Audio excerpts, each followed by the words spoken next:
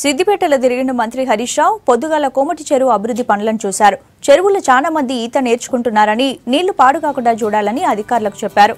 శ్రీరామ్ కుంట శ్మశాన వాటిక పనులను కూడా చూశారు హరీష్ రావు.